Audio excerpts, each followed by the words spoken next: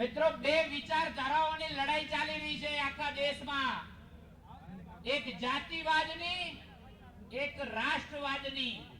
આપણે કોની સાથે રહેવાનું છે બનાસકાંઠાના લોકોએ નક્કી કરી લીધું છે. નક્કી કરી લીધું છે ને? નક્કી કરી લીધું છે ને? મિત્રો બે પ્રકારના લોકો મત માંગે છે.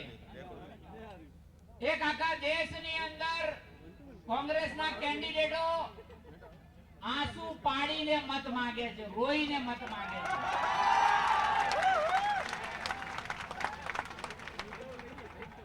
અને એક વિચારધારાના લોકો જેને કરોડો લોકોના આંસુ લૂછ્યા છે ને, એના માટે નરેન્દ્રભાઈ મોદી સાહેબ માટે મત માંગે છે. તો આ જનતા કોની સાથે છે?